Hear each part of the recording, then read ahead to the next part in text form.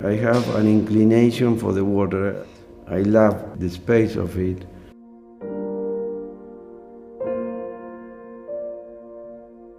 I'm also an art collector, but I'm not obliged to buy. I mean, if a masterpiece appears, then I buy because of the masterpiece, because of the piece itself. It's the piece who commands the decision. As a real estate developer, it's the same. I'm not obliged to develop. What drives me is the quality of the site.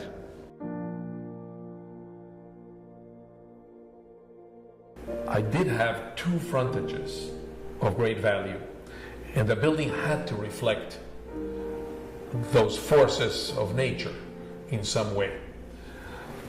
I did decide to do a very minimalist building. I didn't want some extreme form that competed with these forces. And in doing that, I split the building like splitting the oceans, and turned it into two volumes and opened in the middle of it a monumental door or gateway that connected ocean and bay. And that became the centerpiece of the project. I thought actually that space, the void, the emptiness was more important than the object, the form.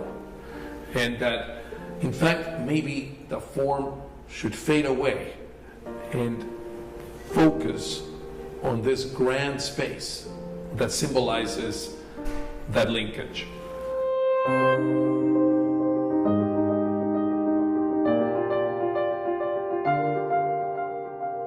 From the very beginning, this team understand what this project is looking for. They are citizens of the world. They share the sophistication and the aesthetic, the love of creation, the perception of the whole. Enzo, Enea, and Piero, they have the history of the human being from this point of view, and they adapt all that to the necessities of the place. One has to find the right point of expression between the traditional history and post-contemporary world. I'm a modernist architect.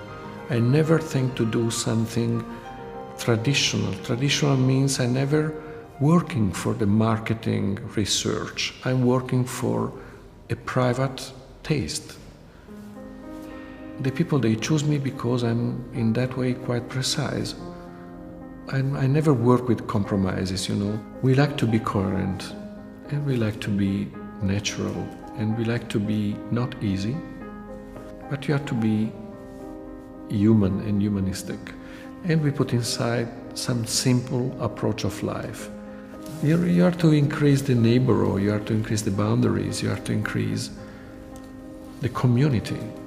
What we do is we bring another proportion into it with the garden, with the outdoor space that interacts with the place, creating microclimates and using trees as shadow, lighting, and we mix together architecture towards art to create interesting space. The space demands the design. I think that art is integrated in our life, and it's an important proposition within Oceana. Oceana Bal Harbour, I think, is a fantastic example of how art can function. And people aren't always able to give sculpture that opportunity to display itself. To be able to design architecture that gives a place, an emotional home for art, where it's really part of the essence of the location. And it's a place where artworks can really interact with residents' daily life. Jeff Koons, he's very profound and clever. He takes into account the history of art.